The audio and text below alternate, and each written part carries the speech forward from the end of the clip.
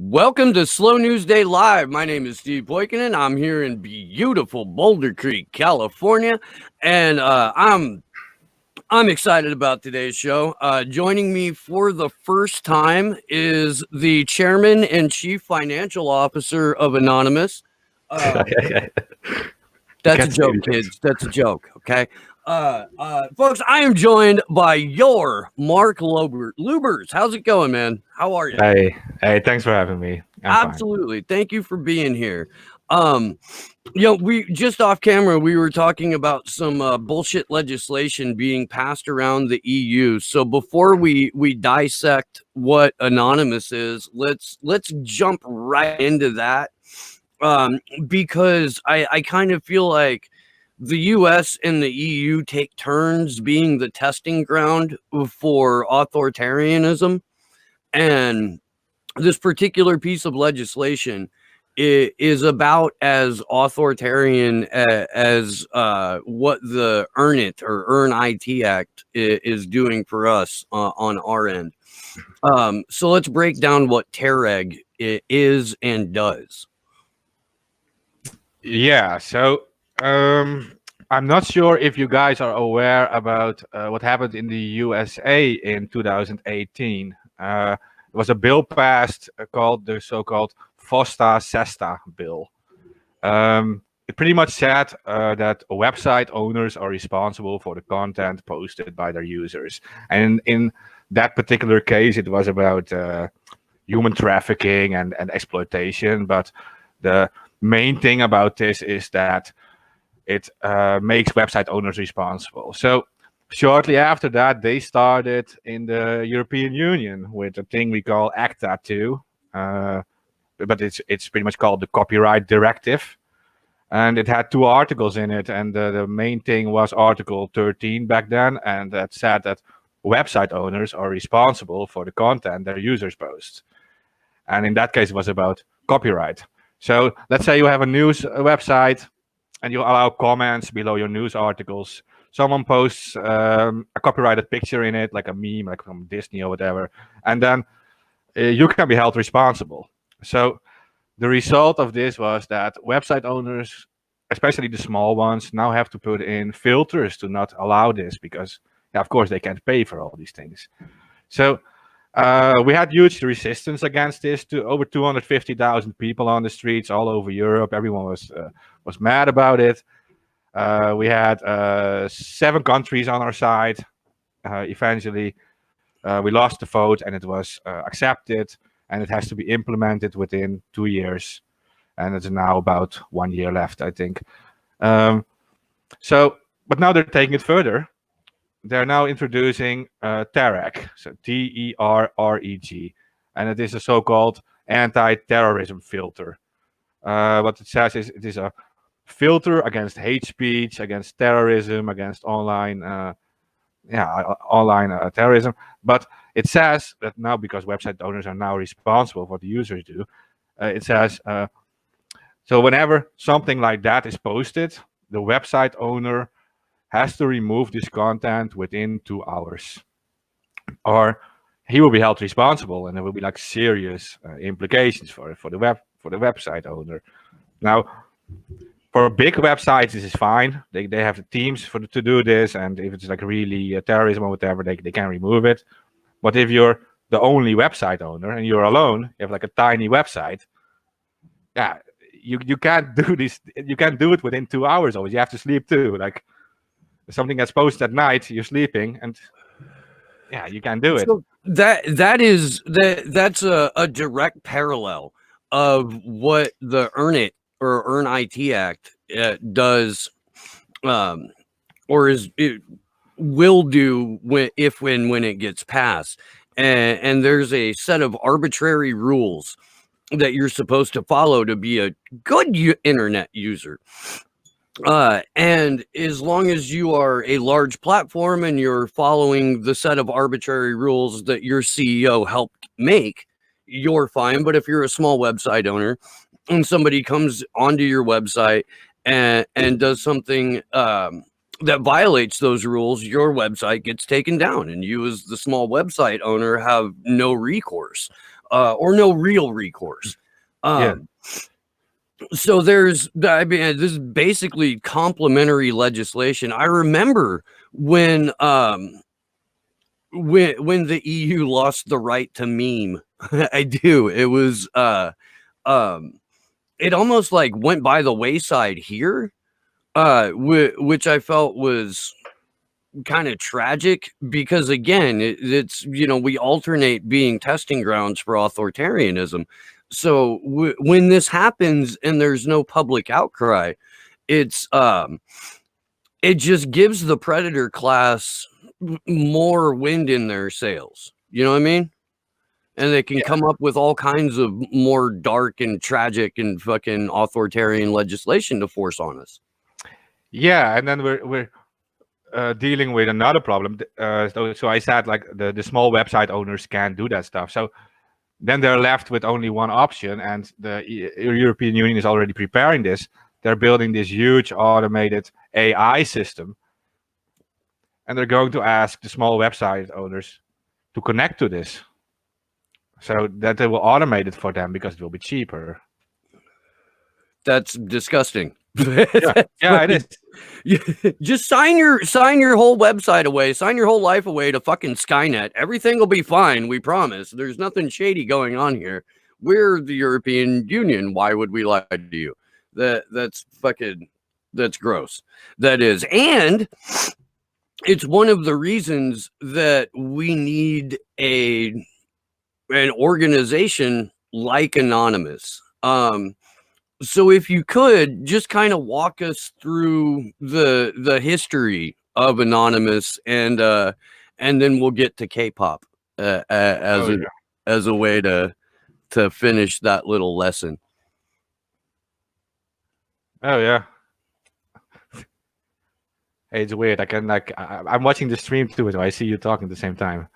Okay, yeah, no, and Taylor's absolutely freaking out right now. She's very excited. She's at home in Ohio showing her boobies to the screen as we speak, like a drunken Mardi Gras partier. I can see that. I'm totally making that up. She's in the YouTube chat too. She's having a lot of fun, I see. So what are the actual origins of Anonymous? Where was the birth canal of this particular activist collective? Okay, well, most of the early ops were done from 4chan, right? The big image boards, and back then there was a lot of random raids and having fun, and some people will remember maybe the Habbo raids. The Habbo Hotel website was raided, and all these pools were closed, and disturbing images were made. But so it went on with a lot of different raids, but the street activism pretty much began around 2008 with the Chanology operation, the major street operations and actions against Scientology around the world, and that is what pretty much showed Anonymous on the streets to the world, and that is what made people aware of it. Back there was also a lot of pranking involved, like sending black faxes to Scientology to just cost them money. You know how it goes. And but now, let's pause here for a minute, because Chanology is how I was introduced to Anonymous, and what had happened was that there was a 7 or 10 minute clip out of a whole big piece interview that Tom Cruise had done, and he was talking about Scientology, and there was some really fucking weird shit in there. Not just because it's Tom Cruise, but it's Tom Cruise and Scientology, and it got posted on YouTube, and Scientology immediately sent out a cease and desist letter.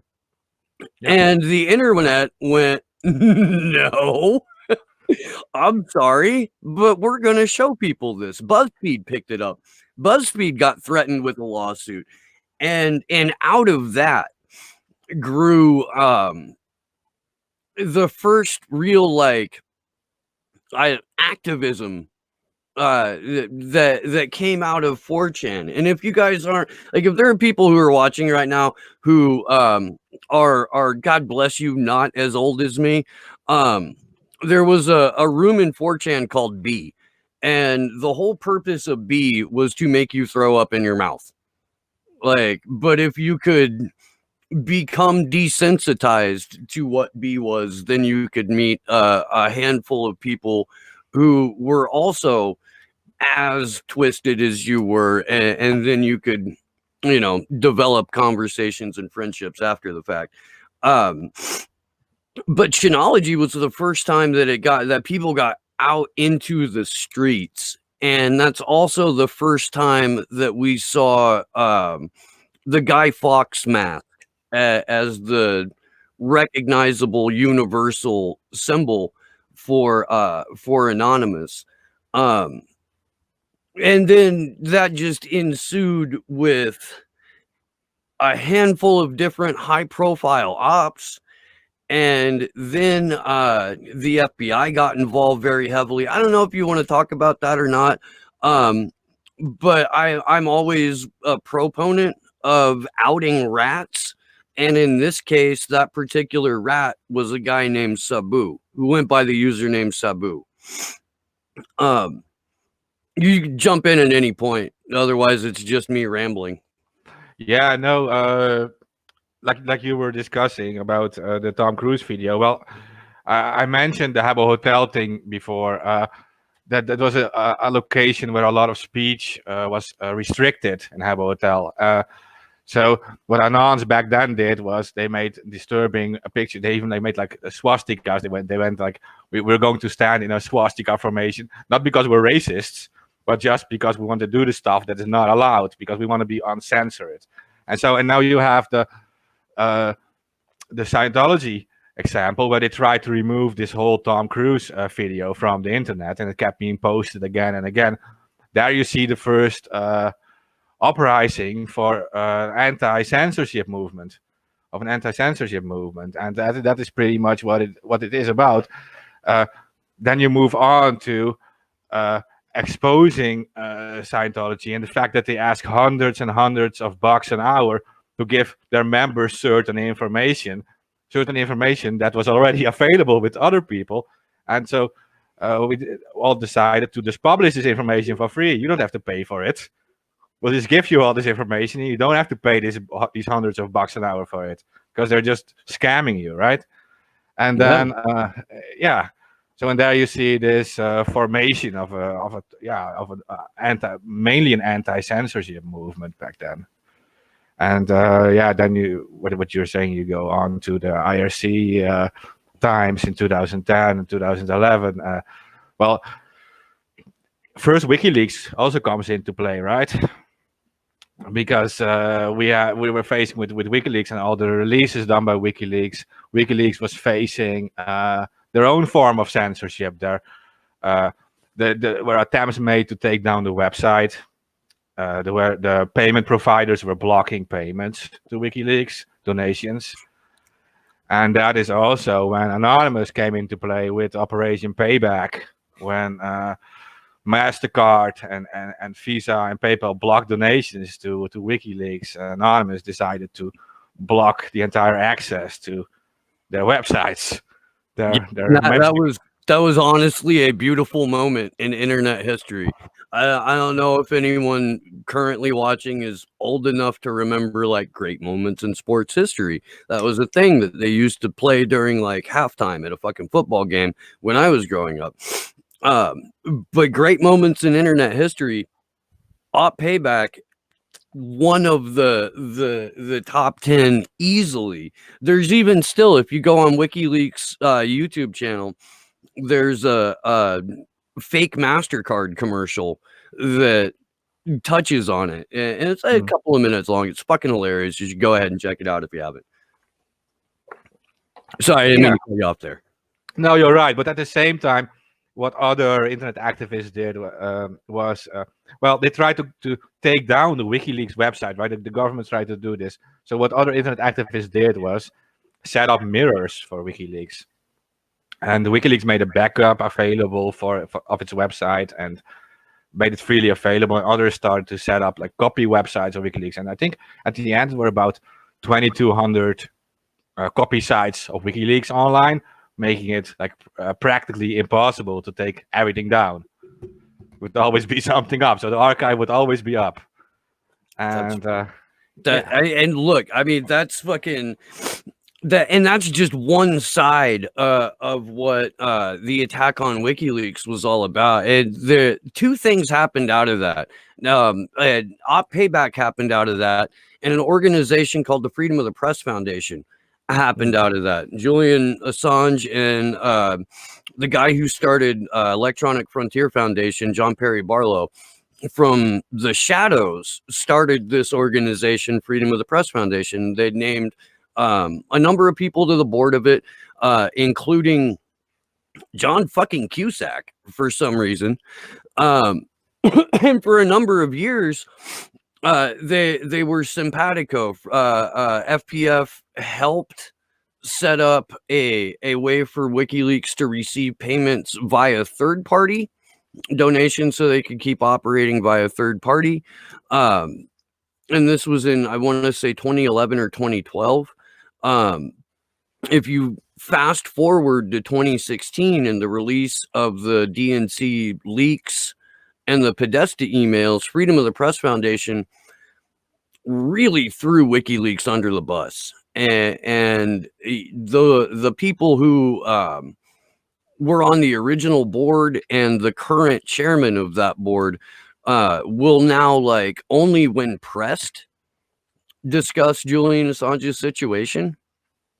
And they're not, I guess, reluctant advocates on the supportive end and outright hostile on the other end. And it is very disconcerting.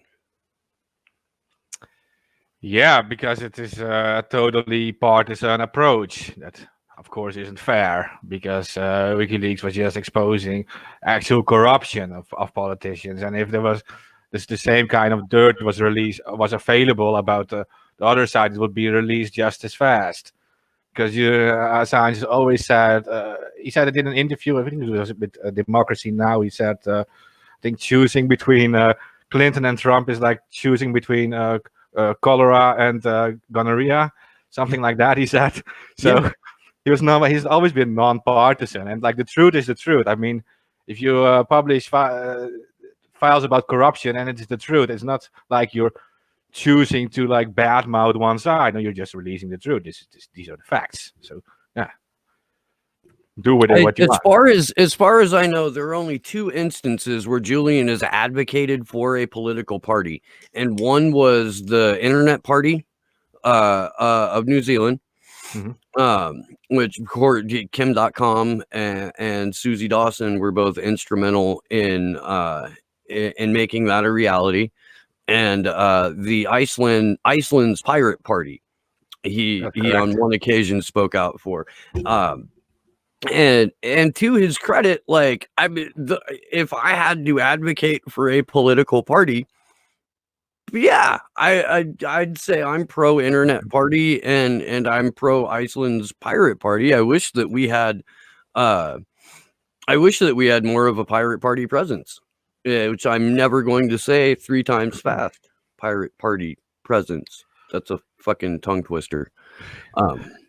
Yeah, I'm surprised it isn't like a big thing in the USA yet. Say it like that. You know, when I grew up in Indiana in a General Motors factory town. And a few years ago, when my dad passed away, we drove out from California, my wife and kids, to go to Indiana to hang out with my mom for Christmas. And as we were crossing from Illinois into Indiana, I told everyone in the car to set their watches back 50 years because that was about the time frame we were going to enter. And I think collectively, the U.S. is still very, very much entrenched in the puritanical bullshit that founded this country. So it's going to be a while before something like the Pirate Party takes root here. Yeah, or before a third party actually gets a real chance. I mean, you have a third party, but it is not even being shown on TV. For you, for a European, it's kind of surprising that it can be like that. But I get it. You have just like two big fronts who are like behind the scene, really not so different at all, to be honest.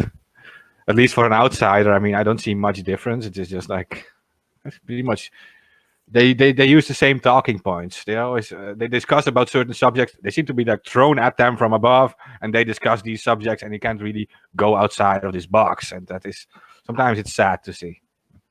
It's definitely sad to see, and I mean, you're right. We've got multiple parties here in the U.S. They just receive zero attention, zero support. Yeah, I'm seeing right now in the chat, Taylor saying, I'm pretty sure that I said the Green Party was controlled opposition. And I put that forth before. I've suggested that before on a number of different occasions, that the Green Party is controlled opposition, because they only seem to be concerned with getting 5% of the vote in a presidential election, which then gets them matching federal funds for the next presidential election. And if that's the only goal of your political party, you're doing politics wrong. Yeah, and that's as an activist, like I'm not made for politics. Like I've discussed many times with political activists, and they always said like, yeah, we have to do compromises to get ahead in this game. We have to compromise on some stuff, and we have to make these contacts with these people. And if we don't compromise, we just stick to our core belief, we will never get further, is what they said. And I'm saying, like, if you start compromising, there's no end to it. They're going to make you compromise more and more, and there will be nothing left of your initial standpoints. Like this is just not how it works. You have to go all in, and you have to continue to go all in. And then if you're on one side and the others are on the other side, and you remain on this one side, then at least you have a chance of eventually ending up somewhere around the middle, right? But if you start compromising and moving in that direction, it's going to be a lot harder because they're not compromising. So it's yeah. No, you're absolutely right. Malcolm X. So I've had a woman on this show a couple of times now called the Reverend Annie Chambers, and she grew up in the Black Panther Party. Her brother was Malcolm X's lieutenant, and when I asked her, you know, what did Malcolm X tell you that you could relate to us that would be relevant in this movement? She said, Minister Malcolm told me that we only get what we organize for and take. And there's no possible way I could agree more with a statement. And that applies so significantly to what is happening right now. I wanted to ask you, is what's happening in the US right now, with, you know, people in the streets, does that appear to you to be organic, or does it look like another agency style color revolution? Oh, that's a very difficult question. That's what I'm here for, is really difficult questions that John McAfee called me an asshole for. Yeah, well, okay.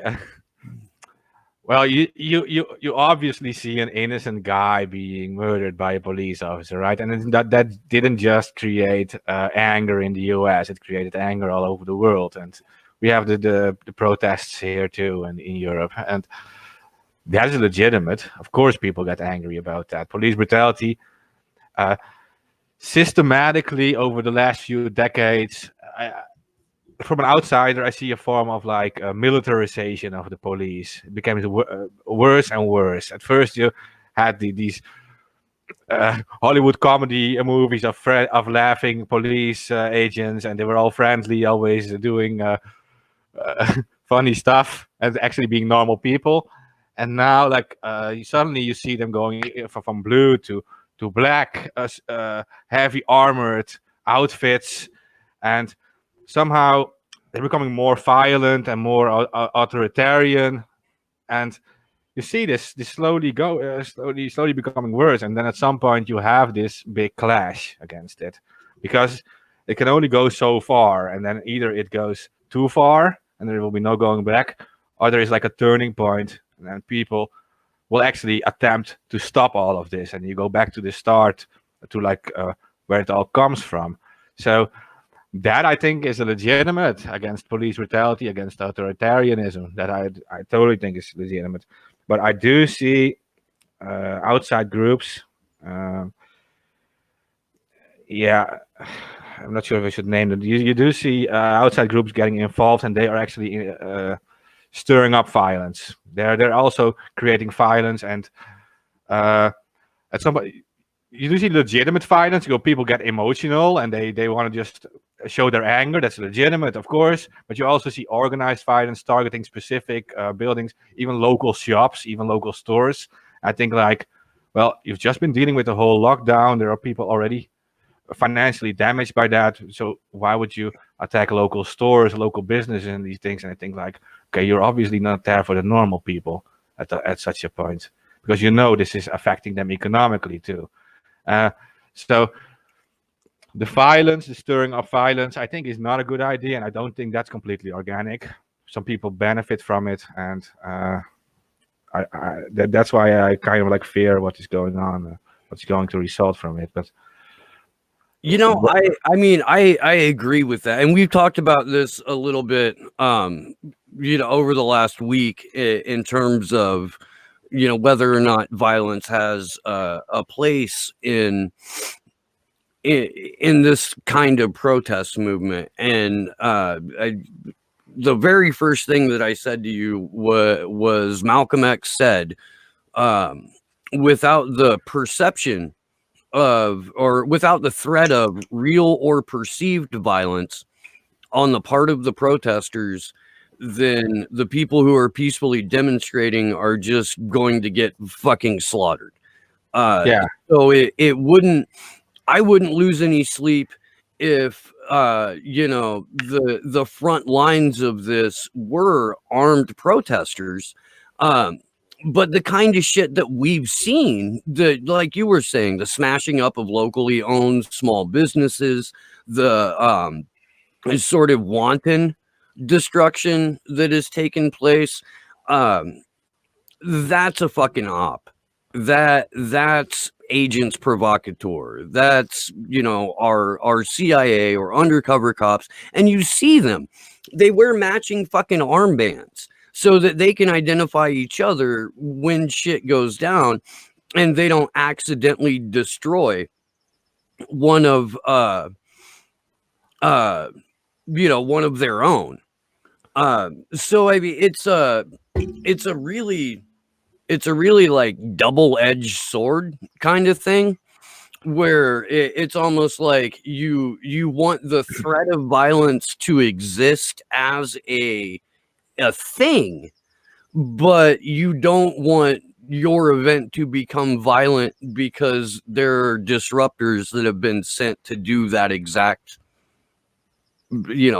destruction of small business.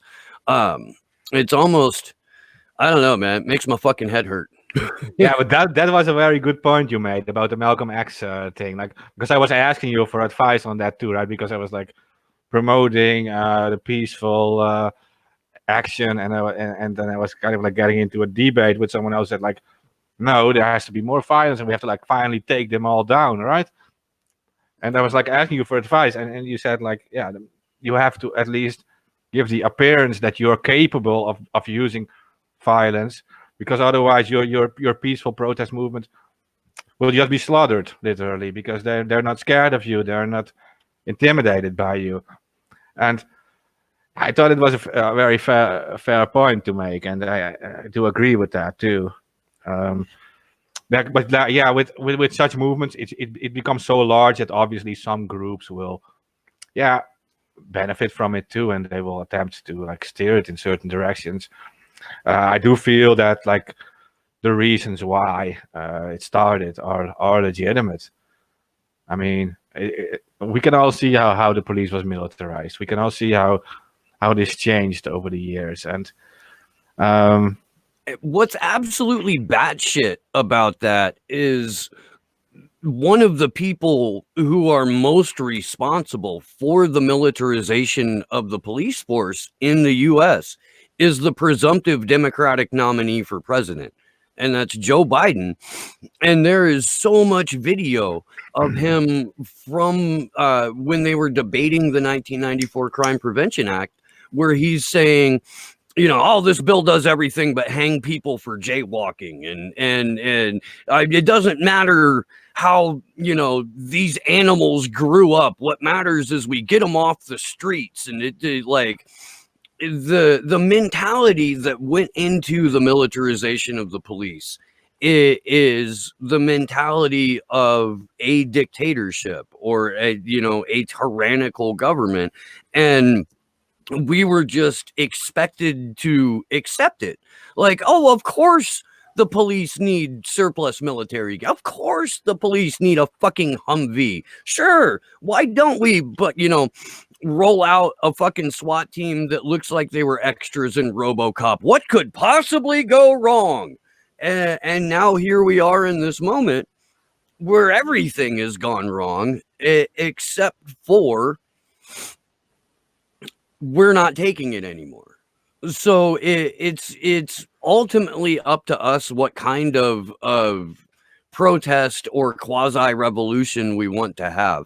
Although I'm of the mindset that in all reality, a revolution takes you right back to where you started, and we need to figure out how to collectively ascend and figure out some new shit, because the old shit hasn't worked for us. None of it.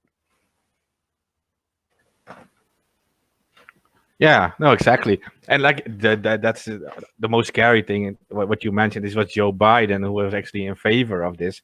Well, now we got people protesting against Trump and saying like, and Trump says like they're all anarchists, arrest them all. And then at the same time, we have Joe Biden also promoting the whole militarization of police, the aggressive responses. So no matter what's going to happen, you're going to be dealing with the same story again. Like either the next 4 years will be perhaps Trump, or the next 4 years will be Joe Biden. What other alternative is there in this two-party system still? Like you're going to face it again, another 4 years, maybe 4 years after that. If then Biden wins again or something, like it continues and it goes on, and it's not just in the USA. It's getting worse everywhere now. Because well, and it's the influence of the Five Eyes countries is such that we've made, you know, in many ways, like the entire EU a proxy organization of the Five Eyes. We've made just from your explanation of what Tereg was, it really sounds like companion legislation, not just to Sesta Fosta, but to earn it. And the fact that like all of these things are being more or less pushed onto the citizenry instead of, you know, an open period of public debate, in my mind, speaks to how afraid the predator class is of exactly what's happening in their streets right now, or exactly what was happening with the yellow vests, exactly what was happening with the Arab Spring, which, by the way, would not have gone the way that it did for the people without the help of Anonymous. Oh no, you're right about that regarding the Arab Spring, and shortly after that, the whole Occupy movement. Yeah, I think you're correct. And you mentioned the yellow vest to the Gilets jaunes in France, and so they've been going on and on, protesting each week and still going on. And it's surprising that France is actually going ahead on the whole Tarek thing, and they're already doing it. They're already implementing this law, knowing that the whole Tarek thing is soon to be going to be ratified. So they're already doing it. They're already changing their national laws and saying like, okay, within 2 years we're going to have to do it anyway, so we can already do it because a judge can't stop us anymore, because the judge already knows if you start a lawsuit against it, you already know it's going to last 2 years, and the judge will eventually have to rule in our favor, so we can already start. This is how these people think, and that's all because of they're so scared of grassroots protests like the Yellow Vests, who are obviously gaining ground with normal people. I mean, they're getting more popular, and it's been impossible to actually censor them, regardless of like a gazillion of attempts. The psychopathy of fear is one of the things that I notice manifests through draconian legislation, through the militant response to organic protests. We were speaking with a gentleman named Victor yesterday, a Frenchman named Victor yesterday, on the Free Assange vigil, who was really lecturing us on the vocabulary of the predator class, and the example that he gave, and I'd like to discuss this with you a little bit, was in the way that Julian's hearing that's coming up in September is being framed, and it's being framed as this is an extradition hearing. Julian Assange stands to be extradited from the UK to the US so that he can then, as an Australian citizen, be tried under the United States Espionage Act. And it is, in fact, according to Victor, and something that I agree with, not an extradition, it's a kidnapping. It's an extraordinary rendition, for a couple of simple reasons. One, as previously stated, Julian Assange is an Australian citizen. He's not a US citizen. So it's not an extradition in the sense that someone from your home country did something wrong and you need to bring him back to make sure he stands trial for it. And the other reason is that serious amounts of money, millions and millions of dollars, have gone into the persecution, the surveillance, the destabilization of Julian Assange as a human being and WikiLeaks as an entity. Is that something that resonates with you?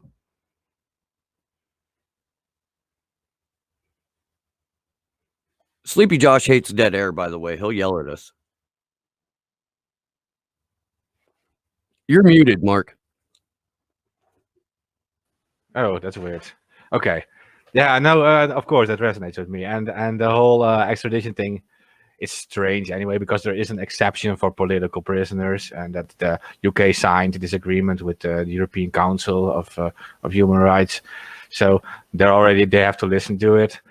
But like you're saying, there's so much money involved, not just with making it as difficult as possible for him to defend himself, but also there is so much money and media involved with smearing him and making it as unpopular as possible to defend him, and to defend international free press with that. They make it so as unpopular as possible, and that, yeah, they're attempting to justify something that can never be justified. That you actually move an innocent journalist to the US to put him in jail for 175 years. This could, in any other circumstances, could not be justified.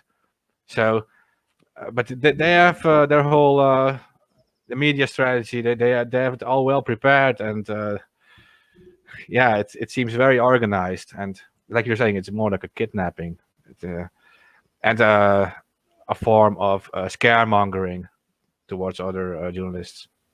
Yeah, he's being used as an example of what happens to journalists who dare to tell the truth about people in power. And the fact that that we haven't seen an international uprising of support for Julian Assange speaks to the level of disinformation and psyops that have been placed into our consciousness, to get ordinary regular people to hate a man who has never done anything outside of published documents that were given to him. Like, how fucked up is that? Yeah, it is. Yeah, but our media is also lying about that. Like the last hearings. Well, now the hearings in February, and then the big protest at Belmarsh, and there were only 2 Dutch media outlets covering it, and it was like a mainstream outlet, and they were only repeating the narrative the Americans said, that he hacked into American computer systems to extract data, secret data, and then he published it. That's what they said on our national TV, and they didn't repeat anything of the defense. Like, they're just lying. Yeah. And the fact that they're even doing this, because you're talking about, like, we're expecting at least, like, our country to be independent from these countries, but it's just not true. It is like they're just repeating everything. And then it goes into what you said earlier about the whole Five Eyes thing and NATO. And you're talking about Americans pretty much in charge of NATO. And then you have the UK following up with that. But you also have the other NATO countries. They're just walking in line. They're obedient. And then you immediately start to think about, okay, this whole war in Iraq, they were involved there. And it is the same military force. And they are just as guilty. I mean, being from the Netherlands, the Americans wanted to send an army to Iraq. Germany and France initially refused, but the UK and the Netherlands, we both immediately joined in with the Americans. And we were just obedient. We just joined them in this war. And our soldiers are mixed up with the American soldiers. So if you look at the collateral murder video, you see them killing people. Well, maybe the person behind the steering wheel in this helicopter could have just been a UK guy or a Dutch guy. We don't even know. They're mixed up, these teams. They work together. So, yeah. You see, like, yeah. It's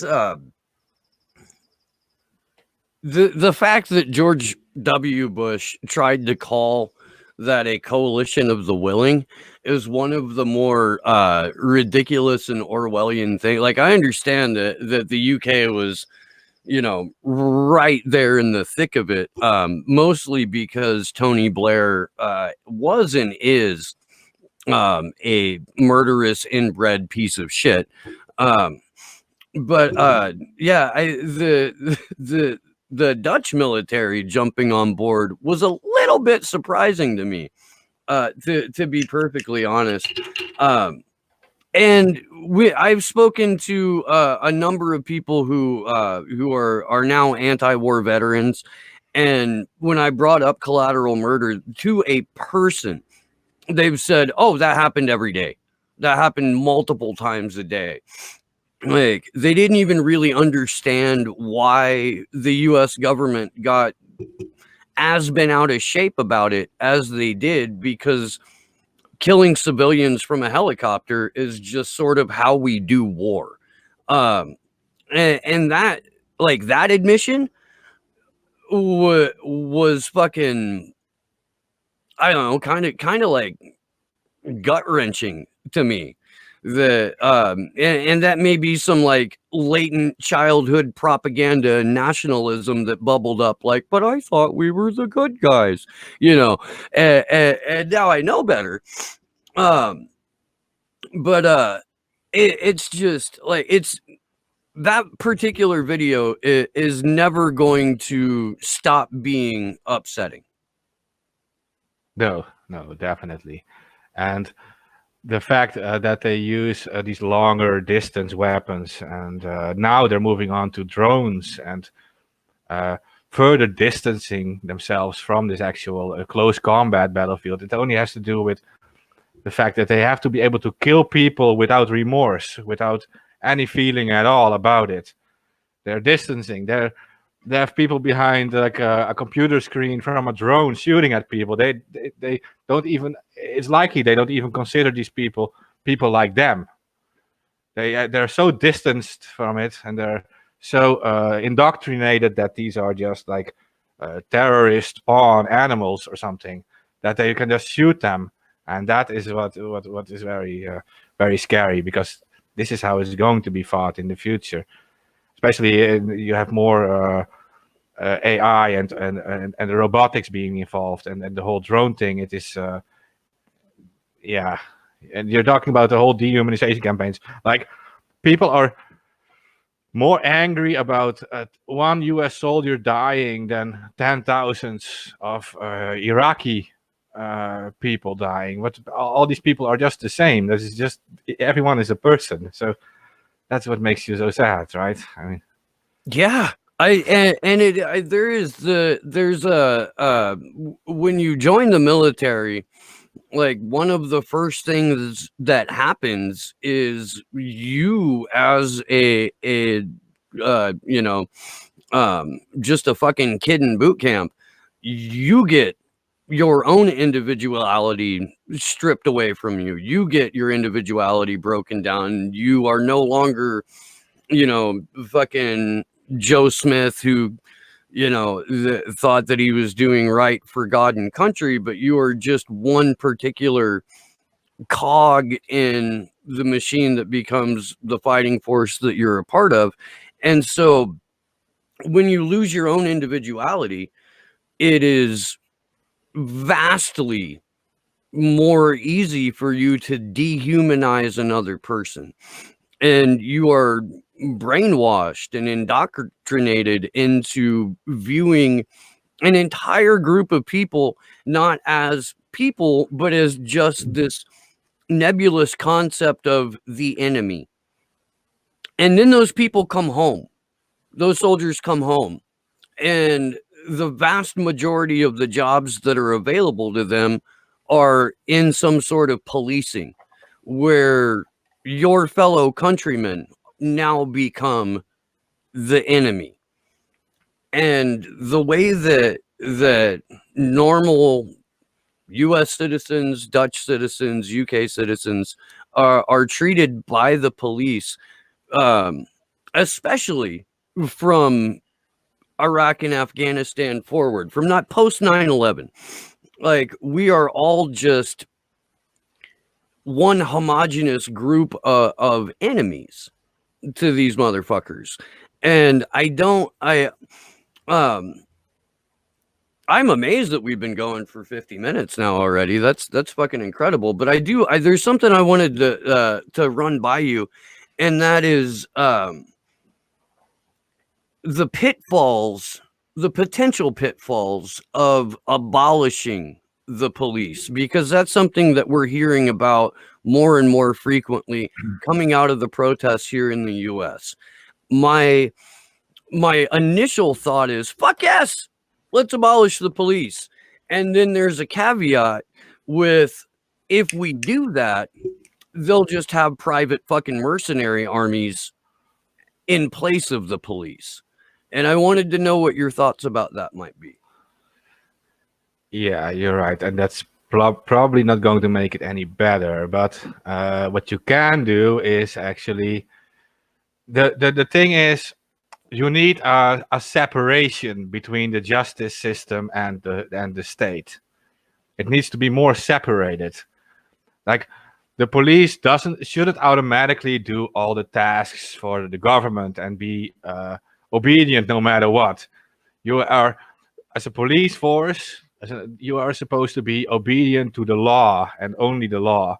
And it means that politicians, governments, they can also be doing criminal actions, breaking the law. And as a police force,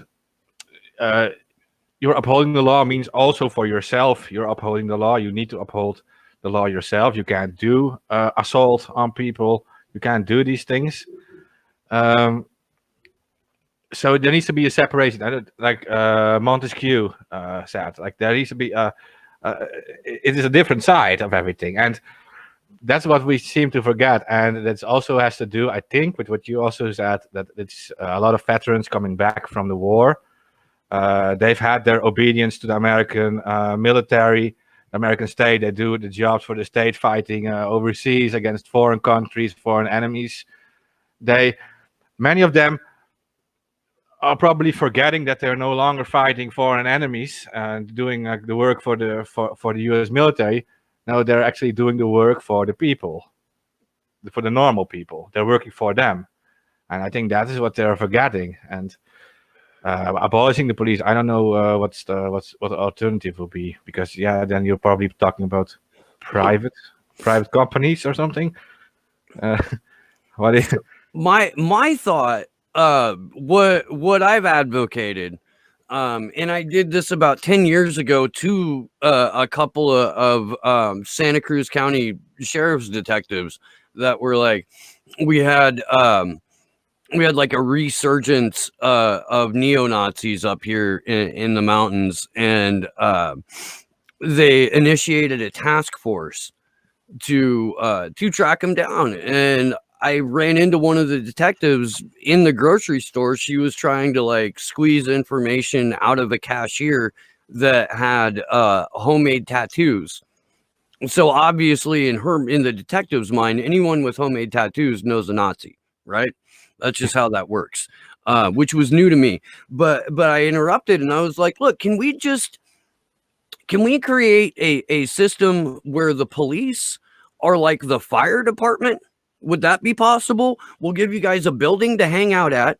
You guys can have a bunch of chores to do around the building. You can roll your vehicles out and wash them in front of people and then roll them back in. You can have a fridge that's stocked with snacks. And if we really need you, we'll call. But if we don't, you stay in that fucking building. And she was like, oh, I bet you'd love that, wouldn't you? Yes, I would. That's why I'm suggesting it. It's exactly what I would love.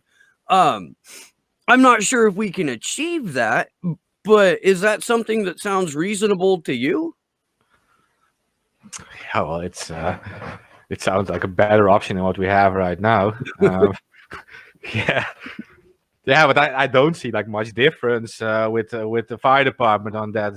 In that aspect. I mean, the fire department's also saving lives and doing some hard work, and many are volunteers, and they at least in here they're volunteers. And yeah.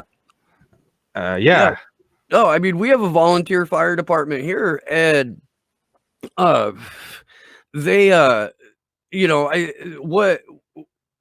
what is vital to the success of our volunteer fire department is they all live here in the community and they have a vested interest in saving it.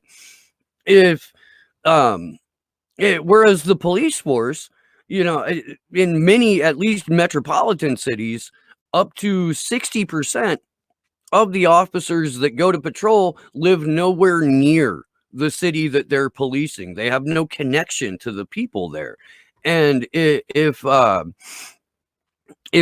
the situation, then whatever prejudices they have of that city, they're bringing to work with them, and they manifest in the way that the people who live in that city are brutalized every day by the police. Something's got to break, and my fear is that not just the U.S. but the West in general has reacted to an outcry of the citizenry saying we need something to change. The answer of power is always, okay, we'll give ourselves more power. And there, we changed it. Now, instead of the rights you enjoyed previously, you don't have them anymore.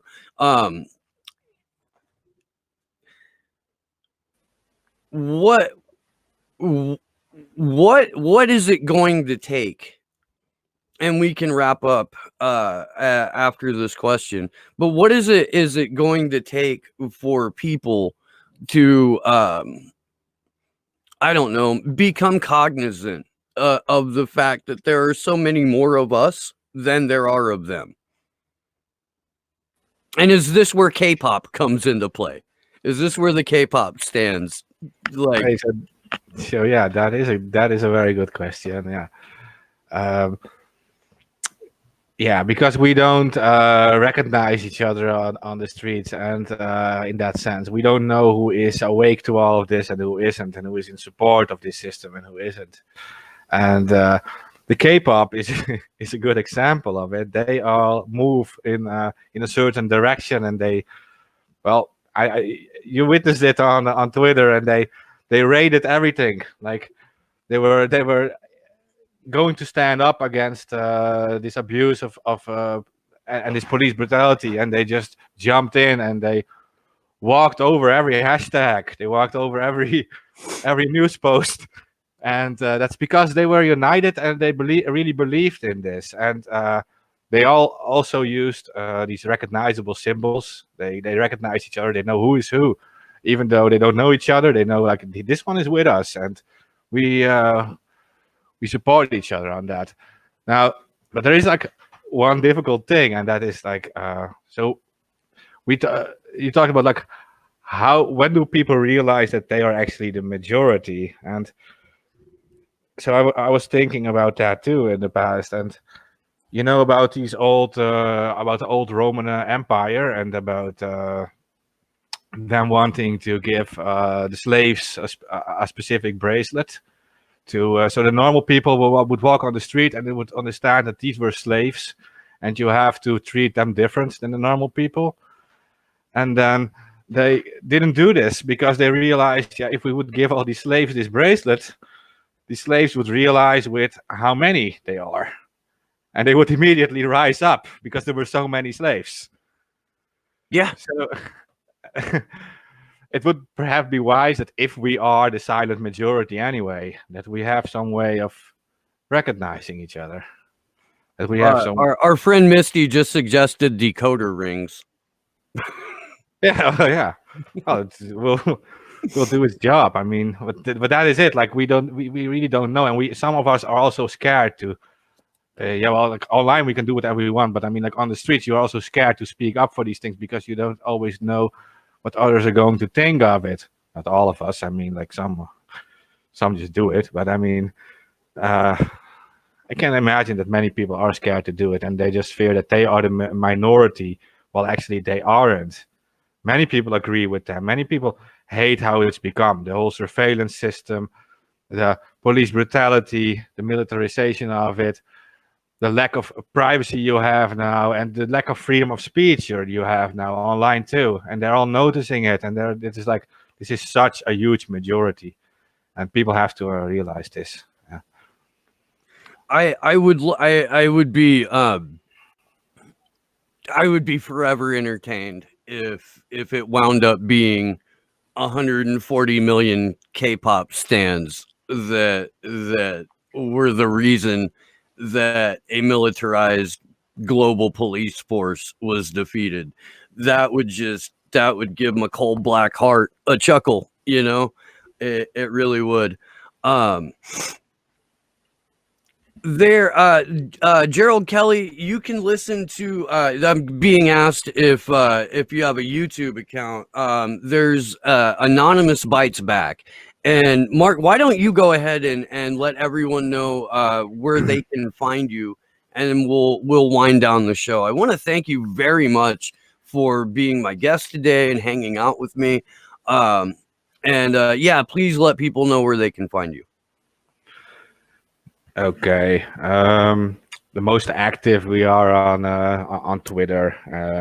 You can find Anonymous Bites Back on Twitter by doing the @ABB Live Show. So that's just ABB Live Show on Twitter. You can also find us on YouTube, youtube.com/Anonymous Bites Back, Periscope /Anonymous Bites Back. You can find me on Twitter, your Mark Lubbers. I'll post it also here in the YouTube chat so you can find it. That's pretty much it. It's the easiest. Hell yeah.